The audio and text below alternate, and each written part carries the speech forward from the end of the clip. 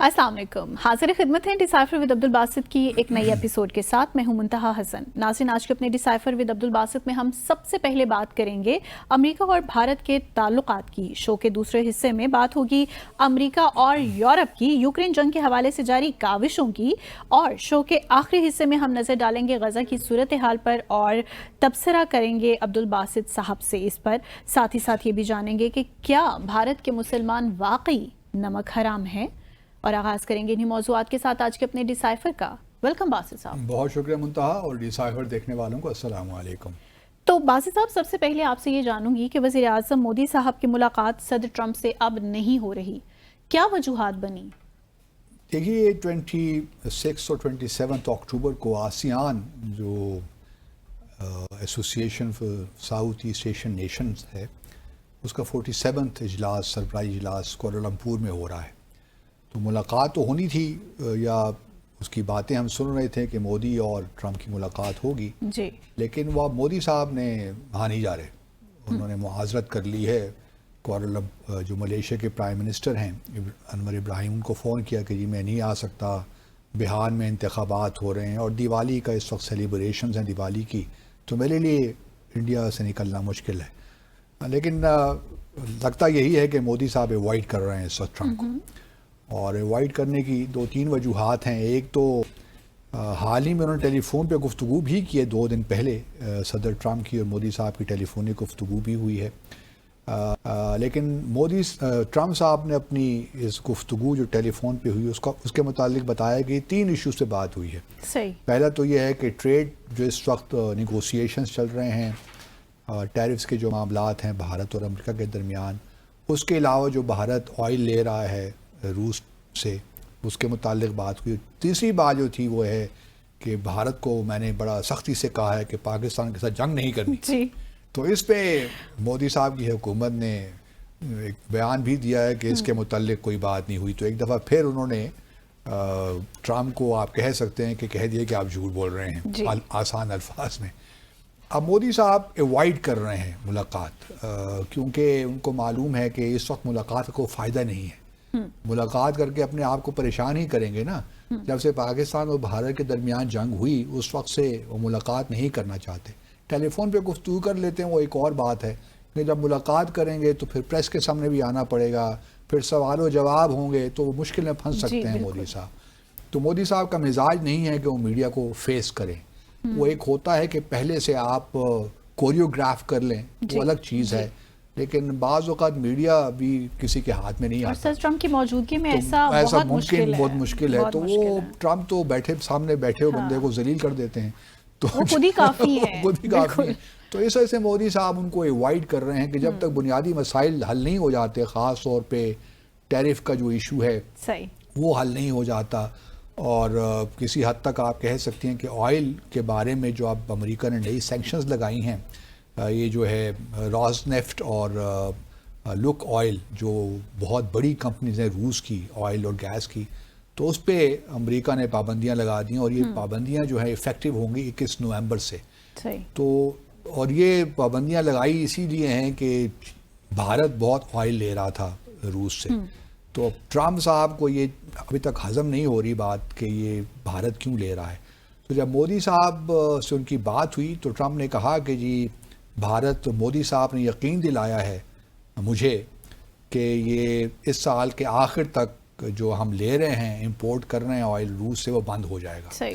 क्योंकि फौरी तौर पे तो बंद करना बड़ा मुश्किल होता है ना, एक सप्लाई है आ रही है तो उसको फौरी तौर पे बंद करना बड़ा मुश्किल है, क्योंकि रोज़ाना की बुनियाद पे अगर आप देखिए तो भारत 1.7 मिलियन बैरल ऑयल ले रहा है, 1.7 मिलियन।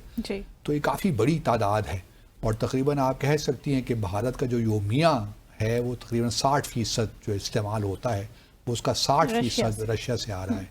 तो फिर जो है भारत को ये भी एडवांटेज है कि क्रूड ऑयल आता है, वो रिफ़ाइन करता है और बाहर एक्सपोर्ट भी करता है, तो फॉरेन एक्सचेंज भी आ रहा है।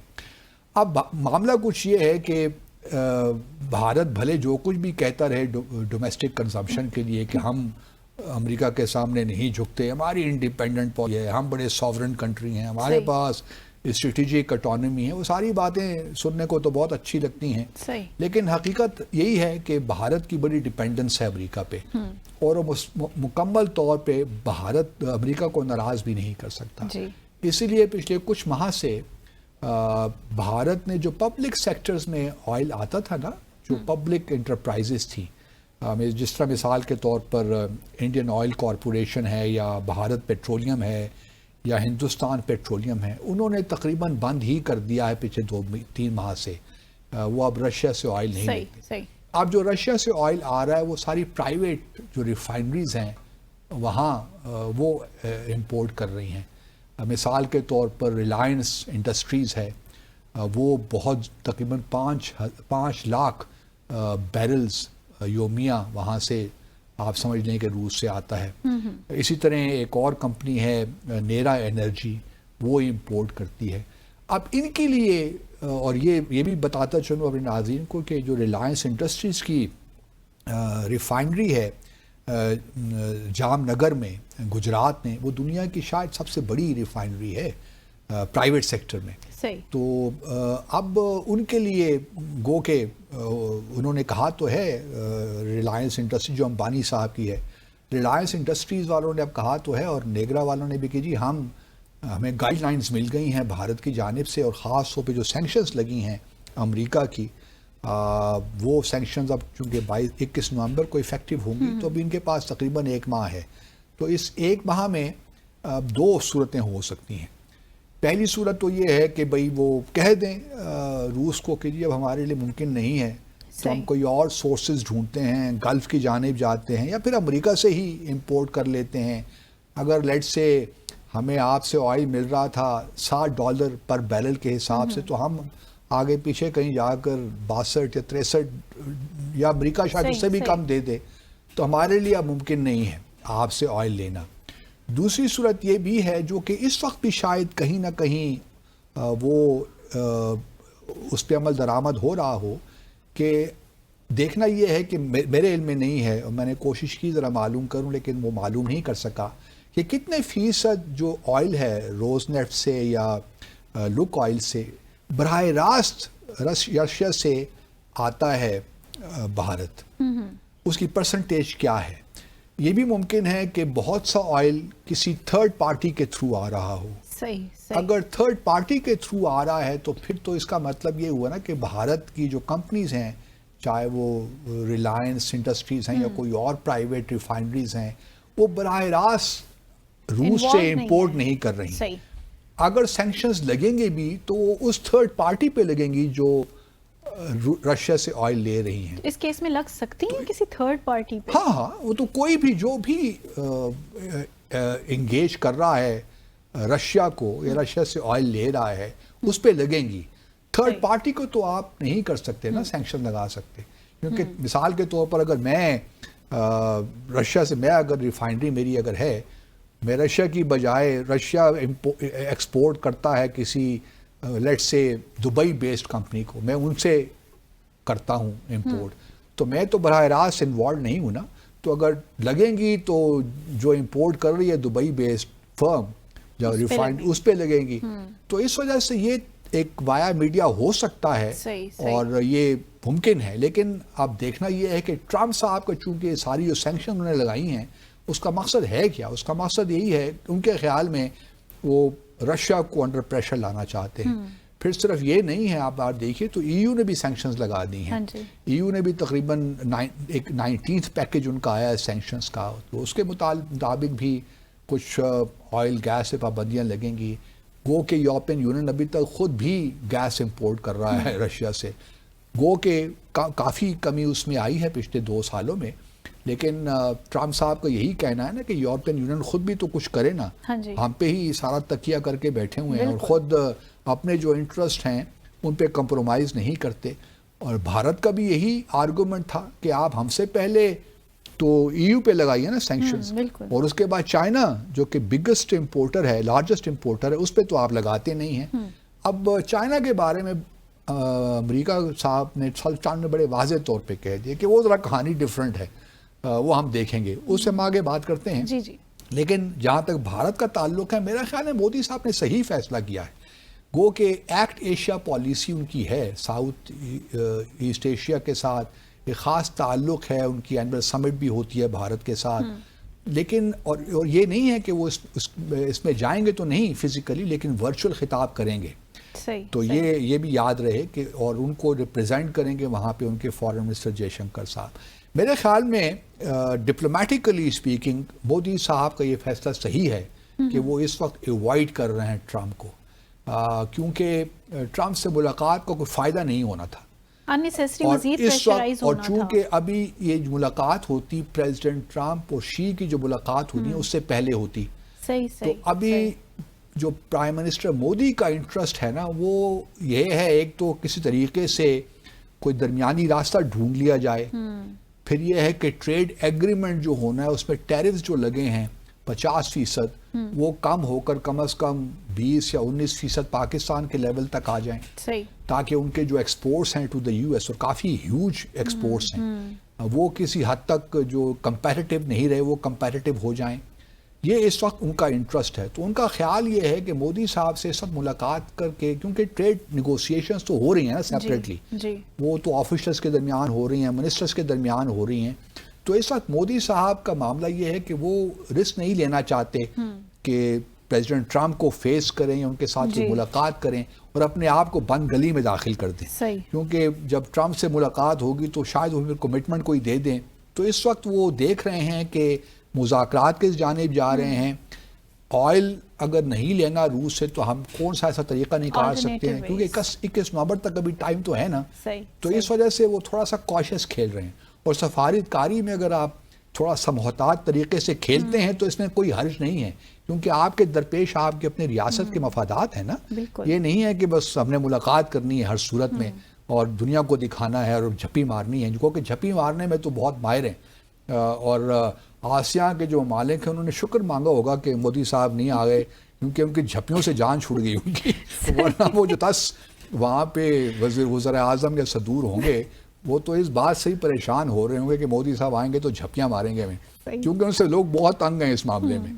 تو چلیے مودی صاحب کو انہوں نے فیصلہ اپنے طور پہ میرے خیال میں صحیح کیا ہے.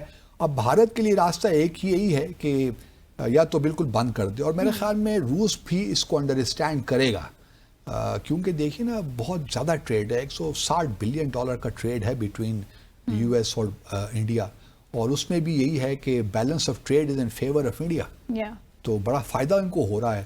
اور پھر اگر یہ 50% رہتی ہیں ٹیرفز تو بھارت کو بہت نقصان ہوگا، اور ابھی بھی اس کی جو ہے نا بازگشت سنائی دینا شروع ہو گئی ہے بھارت کے اندر.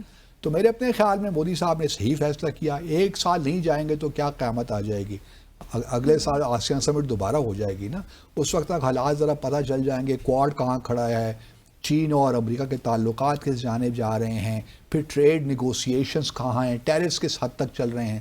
تو پھر اگر دیکھنا یہ بھی ہے کہ پھر پریزیڈنٹ ٹرمپ کا کیا رجحان ہے، تو کافی، لیکن میرے حساب سے I would say کہ پرائم منسٹر مودی کا فیصلہ بالکل درست ہے. صحیح.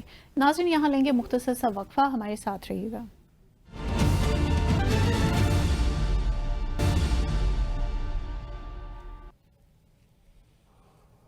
Welcome back after the break. So Basit صاحب، صدر ٹرمپ نے تو مزید پابندیاں لگا ڈالی ہیں رشیا پر. آپ یہ معاملات اب کس جانب جاتے آپ کو دکھائی دے رہے ہیں؟ کیا کوئی جنگ بندی ہوگی اگر ہم یوکرین وار کی بھی بات کریں، یا کہ معاملات مزید ہی بگڑیں گے؟ دیکھیے ابھی آج ہی بلکہ یوکرین نے ماسکو کے اندر، ماسکو کے جو باہر ملحقہ علاقے ہیں وہاں پہ حملہ کیا ڈرون سے، اور ایک ریزیڈینشل اپارٹمنٹ بلڈنگ تھی وہاں پہ حملہ کیا. تو اور اس کے علاوہ یوکرین نے اب تھوڑی سی ہلچل مچا دی ہے، کیونکہ نیٹو کے سیکرٹری جنرل کی ملاقات ہوئی پریزیڈنٹ ٹرمپ سے. پہلے یہ تھا کہ پریزیڈنٹ ٹرمپ نے کچھ دنوں پہلے کہا تھا کہ جی میں سوچ رہا ہوں ٹومو ہاک جو کروز میزائل ہے وہ یوکرین کو دینے کا.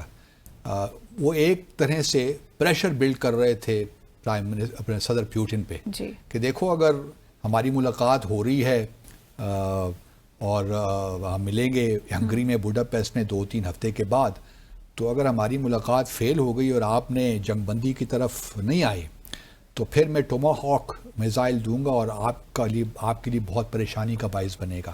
صحیح. اب چونکہ نیٹو کے سیکرٹری جنرل کی 2 دن پہلے ملاقات ہوئی پریزیڈنٹ ٹرمپ سے, تو اس کے بعد پریزیڈنٹ ٹرمپ نے یہ فیصلہ کیا ہے کہ ملاقات نہیں کریں گے پریزیڈنٹ پوٹن سے.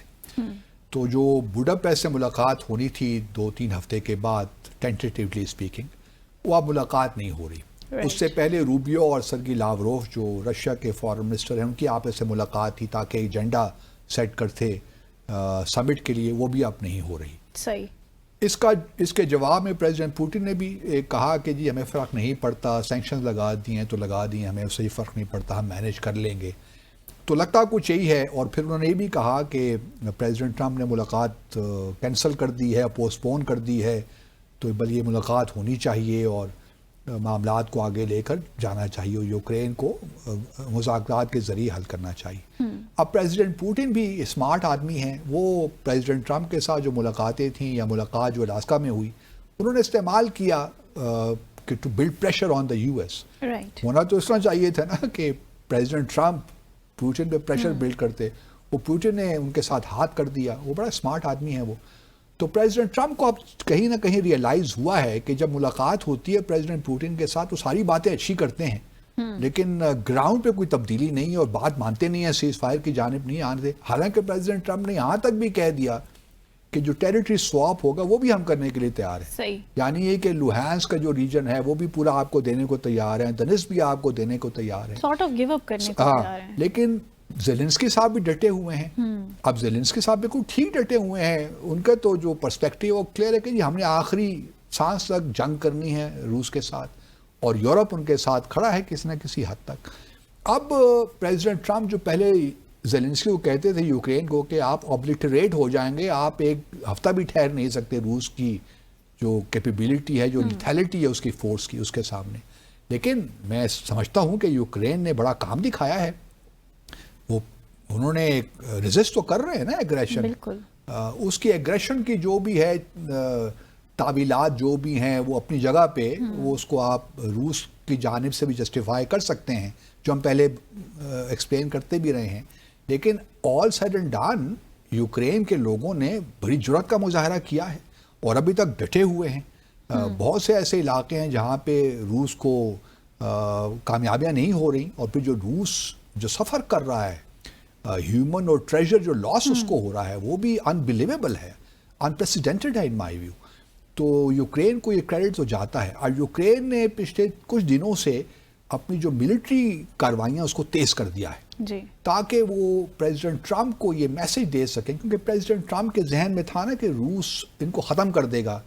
تو وہ ان کو بتانا چاہتے ہیں کہ ایسی بات نہیں ہے, ہم میں ابھی بڑی ریزسٹنس ہے اور ہم روس کو ابھی بھی دھکیل سکتے ہیں پیچھے. جو دمباس کا ریجن ہے اس سے بھی نکال سکتے ہیں اگر ہمارے پاس صحیح ویپنز ہوں. تو آپ ہمیں ٹوماہاک میزائل دیجیے, ہماری کوئی مدد کیجیے, تو ہم دیکھیے آپ کو روس کو ہم کیا اس کے ساتھ حشر کرتے ہیں. اسی لیے جو اس وقت معاملات ہیں وہ مزید میرے خیال میں انٹینسٹی کی طرف جا رہے ہیں رادر دین کہ کوئی حل نکلنے کی جانب. جو ملاقات کا اٹ سیلف نہ ہونا اور پھر سینکشنز کا لگنا, آئل سینکشن جو روز نیفٹ اور اس پہ لگائی ہیں لوک آئل پہ, تو یہ تھوڑا سا پیوٹن پہ پریشر بلڈ کرنے کے لیے ہے. اور دوسری جانب یہ پریشر بلڈ ہوتا ہے نہیں ہوتا, وی ڈو ناٹ نو. ابھی یورپین نے دیکھی نا, مثال کے طور پر برٹش نے کچھ اسلحہ دیا ہے, مثال کے طور پر جو ان کا اسٹارم شیڈو میزائل ہے وہ انہوں نے دیے, اور اس نے کافی تباہی بھی مچائی ہے روس کے اندر. اب دیکھنا یہ ہے کہ آیا پریزیڈنٹ پوٹن پریشر میں آتے ہیں کہ نہیں آتے. دوسرا جو معاملہ ہے, پریزیڈنٹ ٹرمپ یہ بھی دیکھ رہے ہوں گے کہ کس طریقے سے جو ان کی پریزیڈنٹ شی کے ساتھ ملاقات ہونی ہے سول میں, میرے خیال میں اس مہینے کے آخر میں ہی ہے یا اگلے ماہ کے شروع میں ہے. سول میں ایشیا پیسیفک اکنامک کوآپریشن سمٹ ہو رہی ہے, تو وہاں پہ پریزیڈنٹ ٹرمپ بھی ہوں گے. جمعرات کو ہے, یہ اگلے نیکسٹ تھرسڈے کو ہے. وہاں پہ پریزیڈنٹ شی اور پریزیڈنٹ ٹرمپ کی سول میں ملاقات ہے. اس ملاقات میں, اور یہ بڑی طویل ملاقات ہوگی, یہ 4-5 گھنٹے تک بھی جا سکتی ہے, کیونکہ وہاں ایجنڈا بڑا وسیع ہے. ایک تو چین کی جو ہے سینکشن لگا دی انہوں نے ارتھ منرلز پہ, ریئر ارتھ منرلز پہ. اس کے علاوہ جو پریزیڈنٹ ٹرمپ نے ایجنڈا بتایا ہے وہ تو یہی ہے کہ پہلا ٹاپ آف دا ایجنڈا ہے کہ کس طرح ہم یوکرین میں جنگ ختم کر سکتے ہیں. ان کے خیال میں چین جو اس وقت آئل لے رہا ہے، چین جو سپورٹ کر رہا ہے روس کو، اگر وہ رشیا کو روس سے اگر اپنی سپورٹ وڈرا کر جائے تو شاید پریزیڈنٹ پوٹن پریشر میں آ جائیں. وہ کیوں کرے گا؟ وہ کیوں کرے گا؟ پریزیڈنٹ شی یا چائنا کو تو یہ سرو کرتا ہے کہ جنگ جاری رہے اور سارا فوکس جو ہے وہ امریکہ کا ادھر رہے، یورپ کا ادھر رہے، اور مزید جو ہے وہ اسلحہ دیں اور سارا جو چین کی جانب فوکس نہ جائے. تو ان کو تو یہ سوٹ کرتا ہے. مطلب اگر آپ سب کے بعد باری پھر اگلی چین کی اگر ہی آپ ہے، کیونکہ چین کو اس وقت اہمیت یہ حاصل ہو گئی ہے نا کہ ڈائریکٹ کوئی ٹھیک ہے ٹیرس کا کانفلکٹ ہے، سب کچھ ہے، ٹریڈ وار بھی جاری ہے، لیکن اس طرح ٹینشنز نہیں ہو رہی جس طرح روس کے ساتھ اب ڈیولپ ہو رہی ہیں. پریزیڈنٹ ٹرمپ پیوٹن کے انٹرسٹ میں یہ ہونا چاہیے کہ وہ کسی طریقے سے پریزیڈنٹ ٹرمپ کو رام کریں، ان دا سینس کہ تھوڑا سا ان کو ہی شوڈ کیپ ہم ان گڈ ہیومر. اب وہ کس ممکن ہے نہیں ہے، that is a separate thing. مجھے اب لگتا ہے کیونکہ یہ سمٹ کینسل ہوئی ہے نا، اب اس کو پورے پروسیس کو ریوائیو کرنا بڑا مشکل ہوگا. ابھی بھی وقت ہے 21 نومبر تک، میں سمجھتا ہوں، جب تک کہ سینکشنز افیکٹو نہیں ہوتی، کیونکہ ان سینکشنز کی زد میں چین بھی تو آ سکتا ہے، بٹ چین is least bothered about these sanctions. وہ پھر بھی امپورٹ کرتا رہے گا، ان کو فرق نہیں پڑتا، ان پہ پہلے ہی بہت سینکشنز لگی ہوئی ہیں اور وہ بال گیم ڈفرنٹ ہے. بھارت کی بال گیم ڈفرنٹ ہے نا، وہ چین کے ساتھ مقابلہ نہیں کر سکتا، وہ چین کے لیول پہ تو نہیں ہے نا. ان کو تو دیکھیں نا ابھی تھوڑی بہت سینکشن لگی، 50% تو پرابلم میں آ گئے. لیکن بھارت تو چین تو اس پوزیشن میں ہے کہ وہ الٹا امریکہ پہ سینکشنز لگا لے، اور ریئر ارتھ منرلز پہ سینکشن لگانا، میگنٹس پہ سینکشن لگانا، اس کا مطلب یہ ہے کہ جتنی بھی آپ کی ایڈوانس انڈسٹریز ہے، چاہے وہ ایئر کرافٹ ہوں، موبائلز ہوں، کوئی بھی آپ اٹھا کے دیکھ لیجئے، اس میں وہ میگنٹس چاہیے آپ کو. تو چین، اور 90% جو یہ انڈسٹریز ہے یہ ساری چین کنٹرول کرتا ہے، اس کی ایکسپورٹس. تو دنیا کی ڈیپینڈنس دیکھیے آپ چین پہ کتنی ہے. تو امریکہ یہ اس وقت افورڈ نہیں کر سکتا کہ ان چیزوں پہ پابندیاں لگ جائیں. تو اس لیے وہ بال گیم بالکل ڈفرنٹ ہے. تو اب کوشش یہ ہوگی پرائم منسٹر پریزیڈنٹ ٹرمپ کی کہ اس طریقے سے پریزیڈنٹ شی کو یہ کنونس کر لیں کہ آپ پریزیڈنٹ پیوٹن سے بات کر کے اس جنگ کو رکوائیے، کیونکہ اور ایک کو رول پلے کیجیے. ان کیس اگر پریزیڈنٹ شی نہیں رام ہوتے صدر ٹرمپ سے، تو کیا وہ دوبارہ سے رخ کریں گے رشیا کی طرف اور نیگوسیشنز کی طرف، یا کہ مزید کچھ ایکسیلریٹ کر دیں گے سچویشن کو؟ دیکھیے کوئی ہاں نہ میں تو جواب نہیں مل سکتا، کیونکہ ایک پروسیس ہے نا. اگر لیٹ سے، اور پریزیڈنٹ شی یہ بھی نہیں کہیں گے کہ میں کوئی رول پلے نہیں کرنا چاہتا، آفٹر آل چین کی بھی ایک خواہش تو ہوگی نا کہ وہ لگے ڈیل میکر، رادر دین کہ credit goes to the U S. President Xi خود بھی کریڈٹ لینا چاہیں گے نا کہ میں دیکھیے گو کہ اس وقت وہ تماشا دیکھ رہے ہیں اور خوش بھی ہو رہے ہوں گے، لیکن اگر ان کو موقع ملتا ہے کہ وہ کوئی کردار ادا کر سکتے ہیں افیکٹو، تو پھر وہ آبویسلی ایک کریڈٹ لینے کی کوشش کریں گے. بلکہ ماضی میں انہوں نے کوشش کی بھی، انہوں نے ایک 6 پوائنٹ فارمولا شاید ان کا کوئی تھا جو انہوں نے شروع کے دنوں میں پیش بھی کیا تھا، لیکن اس وقت دونوں سائڈز کوئی فلیکسیبلٹی دکھانے کے لیے تیار نہیں تھی، کیونکہ اس وقت حالات گراؤنڈ پہ وہ تو ابھی بھی نہیں. ہاں ابھی چلیں کسی حد تک دونوں کے ہمیں معلوم ہے نا کہ ویئر ڈو دے اسٹینڈ، کیونکہ بہت سا رقبہ جو ہے دونباس ریجن کا وہ روس نے قبضہ کر رکھا ہے. اس وقت زیلنسکی صاحب یہ یوکرین کی ساری ڈیپینڈنس یورپ پہ ہے اور کسی حد تک امریکہ پہ کہ وہ مزید جو ہے اسلحہ ان کو یا جو ہے میزائلز وغیرہ پرووائڈ کرے. تو کچھ چیزیں بھی واضح ہیں، کیونکہ پریزیڈنٹ ٹرمپ کے آنے سے ان کا ایک انٹرسٹ تو ہے کہ وہ یہ جنگ رکوائیں، کیونکہ وہ نہیں چاہتے کہ یہ جنگ ہو ان کا، کیونکہ الٹیمیٹ ان کا آبجیکٹو یہی ہے کہ وہ روس اور چین کے درمیان کس طریقے سے کوئی پرابلمز کریٹ کریں یا ان کو الائنس سے ان کا توڑیں، وہ توڑیں، ان کو دور کریں. اور یہ کئی بار ٹرمپ کہہ بھی چکے ہیں کہ بائیڈن اور اوباما کی غلطیوں کی وجہ سے چین اور اس وقت روس اکٹھے ہیں. امریکہ کے مفاد میں ہے نا، مفاد میں ہے کہ یہ دونوں ایک ساتھ نہ ہو، کیونکہ انہی سے برکس جڑا ہوا ہے. برکس وہ اپنے لیے خطرہ محسوس کرتے ہیں، اور بھی جو اور پھر China, Russia, Iran, north Korea, یہ وہ سارے ممالک ہیں جو کہ اگر ایک ساتھ ہو جائیں تو ان کے لیے ان کو نظر آتا ہے کہ کیا ہم باسی صاحب یہ کہہ سکتے ہیں کہ صدر ٹرمپ جو ہیں ملٹی پولر ورلڈ کو ایکسیپٹ نہیں کر پا رہے؟ نہیں، ملٹی پولارٹی پہ تو ان کو یقین ہی نہیں ہے نا. وہ بھی سمجھتے ہیں کہ امریکہ از دا پاور اور باقی ممالک چین ہے، ان کے ساتھ ہمیں ڈیل کرنا ہے. ان کے خیال میں باقی جتنی بھی ملٹی پولر ورلڈ نہیں ان کے خیال میں، ان کو لگتا ہے کہ ورلڈ جو ہے یہ بائی پولر ہے، یہ لوز بائی پولر ورلڈ ہے. ایک پول جو ہے چائنا ہے اور جو سب سے بڑا پول ہے اسٹرانگ پول ہے وہ یو ایس ہے. باقی جو ممالک ہیں یا آرگنائزیشنز ہیں ان کو ہم کہیں نہ کہیں سے نظریں نہیں چرا رہے. نہیں، ایسی بھی کوئی بات نہیں ہے. دیکھا جائے کرتے ہیں ان کی اس بات میں کسی حد تک ایگری کرتا ہوں. مجھے بھی یہ لوز بائی پولر سسٹم لگتا ہے کیونکہ چائنا ایک no doubt is a big power. امریکہ ابھی بھی سپر پاور ہے، اس میں کوئی شک نہیں ہے. باقی ٹھیک ہے، رشیا بھی میجر پاور ہے، یورپین یونین میں اپنے بڑے مسائل ہیں. انڈیا بھی بہت پیچھے ہے، وہ اگلے 30 سال میں بھی شاید وہاں نہ پہنچ سکے. تو ابھی بہت کوئی اور ہے پول نظر نہیں آتا نا جس کا اتنا انفلوئنس ہو انڈیویجولی یا کلیکٹیولی. تو ابھی نظر یہی آتا ہے، اور پریزیڈنٹ ٹرمپ کا بھی یہی رجحان ہے کہ بس چائنا اور امریکہ ہی مل کر اس دنیا کو چلائیں. باقی یو این شو این بھی کچھ بھی نہیں ہے، باقی سارے بیمانی ہیں. تو اسی لیے دیکھنا اب یہ ہے کہ آیا کوآڈ کی جو سمٹ ہونی تھی بھارت اس سال، وہ تو اب نہیں ہو رہی اس سال. کیا وہ اگلے سال بھی ہوتی ہے کہ نہیں ہوتی؟ اگر پریزیڈنٹ شی کے ساتھ ملاقات اچھی ہو جاتی ہے تو شاید پھر کوآڈ ختم ہی ہو جائے یا تھوڑی ڈس فنکشنل ہو جائے ٹرمپ کے ہوتے ہوئے. This would be a would not augur well اور بیڈ اومن فار انڈیا، کیونکہ انڈیا کی تو ساری کمال اس میں کہ چائنا اور امریکہ کے درمیان تعلقات خراب رہیں اور امریکہ اور روس کے درمیان تعلقات بہتر ہوں. تو ہر ایک دوسرا ملک اسی کوشش میں ہے کہ باقی ممالک جو ہیں آپس میں لڑتے بھیڑتے رہیں. تو پتہ نہیں اس مائنڈ سیٹ کے ساتھ دنیا کا جو امن ہے وہ کہاں پہ جا کے حاصل ہونے والا ہے. So let's take a short commercial break hair.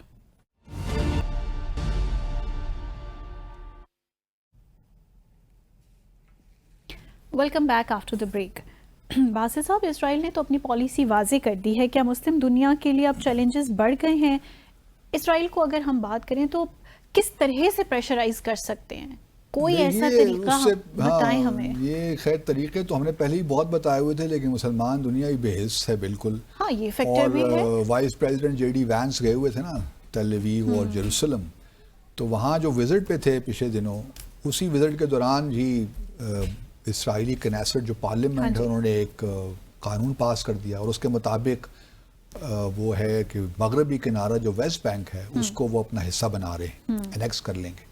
تو اس پہ جے ڈی وینس بڑے تپے ہوئے ہیں. انہوں نے کہی تو اگر ایسا ہوا تو یہ تو ہماری انسلٹ ہے بڑی سخت. پریزیڈنٹ ٹرمپ نے بڑا موقف دیا تھا اس پہ کہ ایسا نہیں ہوگا. جے ڈی وینس نے کہا ہم ایسا ہونے ہی نہیں دیں گے، اور بڑا انہوں نے اسٹرانگ اس پہ اسٹانس لیا ہے. اور اب جو ہے ان کے سیکٹری ایک طرف جے ڈی وینس جو ہی انہوں نے اسرائیل نکلے تو وہ روبیو صاحب آ گئے. تو اس وقت امریکہ کو فکر تو لاحق ہے کہ کہیں یہ جو سو کالڈ پیس پلان ہے یہ انریول ہی نہ ہو جائے، کیونکہ جو اس کا پہلا فیز ہے اس میں اتنی مشکلات پیدا ہو گئی ہیں کہ آگے کس طرح بڑھا جائے. ابھی تک وہ جو ریمینز ہیں، کچھ باڈیز تو مل گئی ہیں، 28 ڈیڈ باڈیز آنی تھی نا، اس میں سے میرے خیال میں 14 یا 19 کے قریب تو آ گئی ہیں، کچھ رہ گئی ہیں. اور اب وہ ملبے میں نیچے ہیں، دبی ہوئی ہیں، ان کے پاس مشینری نہیں ہے، اکوپمنٹ نہیں ہے کہ وہ نکال سکیں. اس کے علاوہ جب سے سیز فائر ہوا ہے 13 اکتوبر سے میرے خیال میں، اس وقت سے ابھی تک تقریباً 200 فلسطینی شہید ہو گئے ہیں. سیز فائر جو ہے اٹیک شروع اب، اور جو وڈرا کرنا تھا جو یلو لائن تھی یا اس کے بعد ریڈ لائن، وہ بھی نظر نہیں آتی. تو اس وقت اسرائیل جو ہے اور امریکہ کے درمیان ایک معاملہ تو اس وقت چھڑا ہوا ہے. اور ہم نے، اگر آپ کو یاد ہوگا تو میں نے پہلے بھی اسی شو میں کہا تھا ڈیسائفر میں ہی، کہ دنیا کو غزہ میں مصروف کر کر اسرائیل ویسٹ بینک کی طرف اس کا رجحان ہوگا. بالکل، وہاں سیٹلمنٹس اپنی بڑھائے گا اور انیکسیشن کی کوشش کرے گا. وہ ٹھیک ہے، ابھی پریزیڈنٹ ٹرمپ کے ہوتے ہوئے شاید وہ انیکس نہ کرے، لیگلی کر تو لیا ہے لیکن ابھی ایڈمنسٹریٹولی انیکس نہ کرے. قانون میں ترامیم کر لی انہوں نے، سب کچھ کر لیا جو انہوں نے کرنا تھا پارلیمنٹ کے اندر، لیکن اس کا ایکچوئل ابھی نہ ہو مظاہرہ. وہ ممکن ہے کہ پریزیڈنٹ ٹرمپ جب چلے جائیں تب کر لیں، لیکن ایک بنیاد انہوں نے ڈال لی اور اپنے جو انٹینشنز بھی بڑی واضح کر دی ہیں کہ ہم کیا کرنا چاہتے ہیں. غزہ کو وہ الجھائے رکھیں گے. غزہ میں شاید، کیونکہ دیکھیے نا، اب وہ کہہ رہے ہیں کہ جی انٹرنیشنل اسٹیبلائزیشن فورس آئے گی. مطلب میں نہیں دیکھ رہا کہ مسلمان دنیا کس طرح آ کر، جب تک کہ حماس اس بات پہ ایگری نہیں کرتی کہ ہم اپنے آپ کو ڈسارم کرنا چاہتے ہیں یا کریں گے، کرنا تو نہیں چاہتے لیکن کرنے کے لیے تیار ہیں، لیکن انہوں نے ابھی تک اس قسم کا کوئی ایگریمنٹ دیا نہیں نا، یا اپنے کوئی فیصلہ دیا نہیں ہے.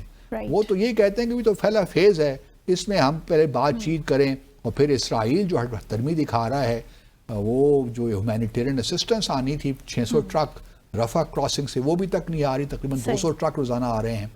تو اسرائیل کی جو ذمہ داریاں وہی پوری نہیں ہو رہی. تو حماس کیوں کر یہ کمٹمنٹ دے کہ وہ اپنے آپ کو ڈسارم کرے گا، اور یہ ہو ہی نہیں سکتا میرے خیال میں کہ اپنے آپ کو ڈسارم کرے. تو مسلمان دنیا کا اگر آئی ڈو ناٹ نو کس طرح یہ اپنے آپ کو کمٹ کر سکتے ہیں، کنٹریز آئے انڈونیشیا یا سعودی عربیہ یا آذربائیجان فار دیٹ میٹر، ترکی یا پھر پاکستان، کہ وہ اپنی فوجیں وہاں بھجوائے اور زبردستی حماس کو ڈسارم کرے. یہ تو ہو نہیں سکتا. تو اس وقت مسلمان دنیا کا جو ابھی ایک میں اسٹیٹمنٹ دیکھ رہا تھا مسلمان دنیا کی جانب سے، انہوں نے فلسطین نے جو وائلیٹ کیا سیز فائر، اس کو کنڈیم کیا ہے، جس کا مطلب یہ ہے کہ مسلمان دنیا اب تھوڑی سی محتاط ہو گئی ہے. جو انٹرنیشنل اسٹیبلائزیشن فورس کی ہم باتیں سن رہے تھے، کیونکہ امریکہ نے تو فیصلہ کر لیا ہے کہ ہم نے اپنے ٹروپس نہیں بھیجوانے. وہ 200 ٹروپس ان کے وہاں موجود ہیں رفح کراسنگ کے، وہ صرف مانیٹرنگ کے لیے اور سپرویژن کے لیے. لیکن یہ جو غزہ کے اندر اپنی فوج بھجوانے کا معاملہ ہے کوئی اتنا آسان نہیں ہے. بالکل. جب تک کہ حماس پبلکلی ایکسیپٹ نہیں کرے گا کہ ہم اپنے آپ کو ڈسارم کریں گے، اس وقت تک میرا اپنا خیال یہ ہے کہ مسلمان دنیا اپنی فوجیں بھجوانے سے وہ ریلکٹنٹ ہوں گی. اور کیونکہ حماس اور پھر حماس کا ہتھیار ڈالنا، وہ تو یہ ہے کہ اپنی جد و جہد ختم کر رہے ہیں ہمیشہ کے لیے. کیونکہ ایک چیز ختم ہو جائے تو اس کو ریوائیو کرنا اتنا آسان نہیں ہوتا.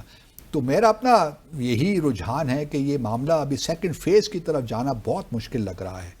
اور اسرائیل کے چونکہ انٹینشنز بڑی کلیئر ہیں، وہ گریٹر اسرائیل کی بات کر رہا ہے، اس وجہ سے وہ بھی، اور پھر جو نیتن یاہو کی اپنی مجبوریاں ہیں پولیٹیکل، کیونکہ اگلے سال انتخابات تو ہونے ہی ہونے ہیں نا، تو وہ فار رائٹ کو اس وقت چھوڑ نہیں سکتا. آپ تو دیکھیں نا، اس کو بڑی کامیابی کا کہہ دیں، ہماری بہت بڑی کامیابی ہے، سارے جو لیونگ ہاسٹیجز واپس آ گئے ہیں. اب جو باقی مر گئے ہیں، وہ ان کی لاشوں کا معاملہ ہے نا، وہ اب پتہ نہیں کب آتی ہیں. تو اب کوئی اتنا بڑا معاملہ رہا نہیں، ایکسیپٹ کہ Nitin Yahoo keeps president Trump in good humour. کوئی ایسا کام نہ کریں جس سے کہ بالکل یہ معاملہ لگے کہ جو سو کالڈ پیس پلان ہے وہ بالکل ختم ہو گیا ہے.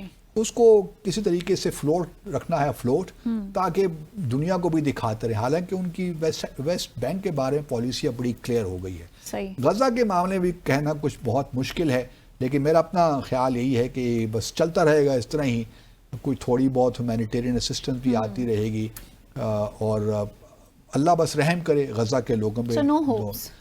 مطلب ہوپ تو رکھنی چاہیے، لیکن سوال یہی پیدا ہوتا ہے کہ مسلمان دنیا کب جاگے گی. رادر دین کہ building pressure on Israel, I hope, کیونکہ بار بار پریزیڈنٹ ٹرمپ ابراہیم ایکارڈز کی بات کر رہے ہیں، سعودی عرب کی بات کر رہے ہیں، خدا نہ کرے وہ معاملہ آ جائے.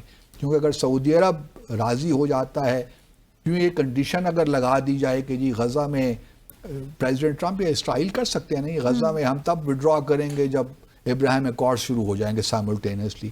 اس قسم کی کنڈیشنز اگر، کیونکہ میرے خیال میں قریب محمد بن سلمان واشنگٹن کا دورہ کر رہے ہیں، پریزیڈنٹ ٹرمپ کے ساتھ ان کی ملاقات ہے، تو ابراہیم ایکارڈ شروع نہیں ہونے چاہیے. بلکہ ہم نے تو پہلے دیکھے نا، یہی کہا تھا چیلنج جو ہے مسلمان دنیا کو اپنے تعلقات جن کے ہیں ان کو ختم کرنے چاہیے تھے اسرائیل کے ساتھ. اکنامک تعلقات، سیاسی تعلقات، سفارتی تعلقات، تو یہ تمام کرتے تو اسرائیل پریشر. اب تو اسرائیل کو پریشر ہی نہیں ہے نا.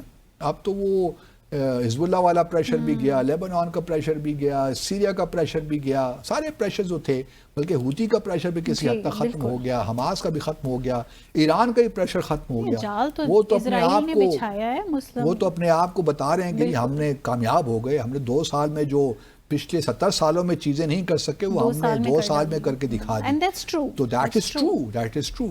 اچھا، اس کے علاوہ تھوڑا سا اس طرف آ جاتے ہیں بھارت کی جانب، کیونکہ وہاں پہ گری راج سنگھ صاحب ایک ہیں. کیسے بیانات کا سلسلہ جاری ہے وہاں پہ؟ اب چونکہ بہار میں الیکشنز ہو رہے ہیں نا، 6 نومبر کو پہلا فیز، اور پھر 11 نومبر کو دوسرا فیز ہے، اور پھر 14 نومبر کو ریزلٹس آنے. 143 143 سیٹس ہیں، اور مقابلہ بڑا سخت ہے. گری راج سنگھ جو ہیں یہ بڑے زبردست ہندوتوا کے پجاری ہیں، اور یہ ان کا پہلا بیان نہیں ہے. یہ اس قسم کے مسلمانوں کے خلاف پہلے بھی وہ بیانات دیتے رہے ہیں. اب ان کا جو نیا بیان آیا وہ کہہ رہے ہیں کہ جی مسلمان جو بھارت کے مسلمان ہیں بڑے نمک حرام ہیں، کوٹ ان کوٹ. وہ نمک حرام کیوں ہیں کہ جی وہ کوئی بات تسلیم ہی نہیں کرتے. بھارت صحیح. اتنا کچھ ان کو دے رہا ہے لیکن وہ جو ہے بالکل ہی جو ہے کوئی چیز خاطر میں نہیں لاتے. تو اس لیے ان پہ یقین بھی آپ نہیں کر سکتے. اب دیکھیے بی جے پی کا اپنا رویہ کیا ہے. بہار کے اندر جو مسلمانوں کی تعداد ہے وہ تقریباً آپ کہہ سکتے ہیں 18% ہے, اور کچھ حلقوں میں تو ان کی تعداد بہت زیادہ ہے جہاں پہ وہ مسلمان جو ووٹ ہے وہ بڑا کنٹریبیوٹ کرتا ہے ہارنے یا جیتنے میں. بی جے پی نے ایک مسلمان کینڈیڈیٹ بھی وہاں کھڑا نہیں کیا اپنا. کسی مسلمان شخص کو انہوں نے ٹکٹ نہیں دیا کہ وہ بی جے پی کی جانب سے الیکشن لڑے. یہ تو حالات ہیں. اور پھر کہتے ہیں کہ یہ مسلمان جو ہے نمک حرام ہے. یہاں تک کیا لوک سبھا میں جو انتخابات ہوئے ہیں پچھلے کئی سالوں سے, ایک کے علاوہ جو کہ ہاری ہوئی سیٹ تھی, ہارا ہوا حلقہ تھا, اس میں ایک مسلمان کو ووٹ دے دیا. اس وقت لوک سبھا میں کوئی بھی بی جے پی کا ممبر نہیں ہے مسلمان. صحیح. پھر مسلمانوں کو تانے دیتے ہیں. مطلب ایک حد ہے. اور اس قسم کی لینگویج استعمال کرنا کہ نمک حرام ہے, بھئی مسلمان بھی اتنے ہی شہری ہیں بھارت کے جتنے آپ ہیں. لیکن وہ تسلیم ہی نہیں کرتے. آپ ان کے تسلیم نہ کرنے سے کیا ہوتا ہے. مطلب یہ ایک ٹیکٹکس ہیں کہ یہ جو ریلیجس ایک فرور ہے نا, یہ اس طرح رہے, ریلیجس جو ڈیویژنز ہیں وہ برقرار رہیں, کیونکہ اسی سے بی جے پی کو ووٹ ملتا ہے. صحیح. اب دیکھنا یہ ہے کہ آنے والے الیکشنز میں کیا ہوتا ہے. یہ بڑا انٹرسٹنگ الیکشن ہوگا کیونکہ نتیش کمار کافی عرصے سے چیف منسٹر ہیں جن کی جنتا دل یونائٹڈ پارٹی ہے. اس کے مقابلے میں راشٹریہ جنتا دل ہے جو لالو یادو نہیں تھے, ان کی لالو صاحب کی پارٹی. ان کے بیٹے تجاشی میرا خیال میں ان کا نام ہے, وہ اس وقت کینڈیڈیٹ ہیں جو انڈی الائنس ہے, اس کے کینڈیڈیٹس میں کانگریس بھی شامل ہے. اب دیکھتے یہ ہیں کہ نتیش کمار دوبارہ چیف منسٹر بن سکتے ہیں, لیکن ٹریڈیشنلی جو آر جے ڈی ہے, لالو صاحب کی جو پارٹی ہے, اس نے ہمیشہ زیادہ سیٹیں لی ہیں. ممکن ہے کہ اس بار بھی وہ سیٹیں زیادہ لیں, لیکن نتیش کمار کی پارٹی اور بی جے پی کے جو دیکھیے تو ان کو سیٹیں زیادہ مل جاتی ہیں, اس لیے وہ کوalition گورنمنٹ بنا لیتے ہیں. تو ابھی لالو صاحب نے یہ انتخابات دیکھتے ہیں کہ آیا وہ جیت سکتے ہیں کہ نہیں جیت سکتے. But this would be an interesting election, اور پھر اگلے سال بھی الیکشنز ہونے والے ہیں. لیکن ٹریڈیشنلی کمنگ بیک ٹو گری راج سنگھ صاحب, یہ پہلے بھی جو ہے نا بیانات دیتے رہے ہیں مسلمانوں کے بارے میں کہ اگر آپ جو ہے جو راشٹریہ ہندو راشٹر ہے اور جو اس کی فنڈامنٹلز ہیں اس پہ اگر آپ عمل درآمد نہیں کر سکتے یا ان کو آبزرو نہیں کر سکتے تو آپ پاکستان چلے جائیے. یہ بھی اکثر وہ کہتے رہے ہیں کہ تمام تو 200 ملین جو ہندوستان میں مسلمان رہتا ہے بھارت میں, ان کو وہ کہتے ہیں کہ آپ یہ ملک چھوڑ کے چلے جائیں. یہ کوئی مطلب کرنے کی باتیں تو نہیں ہیں, لیکن گری راج سنگھ صاحب اسی قسم کے آدمی, اور صرف یہ نہیں ہیں بلکہ اور بھی بہت سے اس قسم کے لوگ ہیں جو اس قسم کے بیانات دیتے رہتے ہیں. اور یہ بھارت کی جو ہے خاص طور پر بی جے پی کے لیے سوچنے کا مقام ہے. اور پھر یہ بھی نہیں, اگر آپ دیکھیے تو جو اتر پردیش کے چیف منسٹر ہیں یوگی آدتیہ ناتھ صاحب, کیونکہ آج کل جو ہے نا 7 سالہ اینیورسری 7 سالہ تقریبات منائی جا رہی ہیں آر ایس ایس کو بنے ہوئے نا. 1925 میں یہ وجود میں آئی تھی آر ایس ایس, تو اس سال اس کو 100 سال پورے ہو گئے ہیں. تو آج کل یوگی آدتیہ ناتھ بھی بڑی تقاریریں فرما رہے ہیں اور بڑے بڑے بیانات دے رہے ہیں. بلکہ ان کا حال میں ایک ان کا ہی بیان تھا کہ جی یہ جو پولیٹیکل اسلام ہے اصل خطرہ یہ ہے دنیا کو, اور اس میں پولیٹیکل اسلام کی طرف لوگوں کے نظر نہیں جا رہی. ہندوتوا خطرہ نہیں ہے, ہندوتوا تو جو ہے وہ سب کو ملا کر چلنے والی بات ہے, اور اگر ہندو راشٹر بنتا ہے تو اس کے بڑے فوائد ہیں, لیکن اصل جو اینیمی ہے بھارت کا وہ پولیٹیکل اسلام ہے. تو پولیٹیکل اسلام کو ہم نے ختم کرنا ہے, نہ صرف بھارت میں بلکہ پوری دنیا میں. اب یوگی آدتیہ ناتھ صاحب بھی بس یوگی ہی رہیں تو بہتر ہے, اب سیاست میں آ گئے ہیں تو اس قسم کے بیانات. Islam is very peaceful religion, so focus اس پہ ہونا چاہیے کہ اس کو پولیٹیسائز کیا کس نے ہے اور کون کرنے کی کوشش کر رہا ہے. نہیں, پولیٹیکل اسلام ایک کانسیپٹ تو موجود ہے اپنی جگہ پہ, لیکن وہ نہیں ہے نا جو یہ جس طرح یہ اس کی توجیحات پیش کرتے ہیں. ایگزیکٹلی. سو ناظرین, اسی ڈیبیٹ کے ساتھ آج کے ہمارے ڈیسائفر ود عبدالباسط کا وقت یہاں ختم ہو گیا ہے. آپ سے ملاقات ہوگی انشاءاللہ کل مزید دلچسپ موضوعات کے ساتھ. خوش رہیے، خوشیاں بانٹتے رہیے. منتہا حسن کو اجازت دیجیے. خدا حافظ.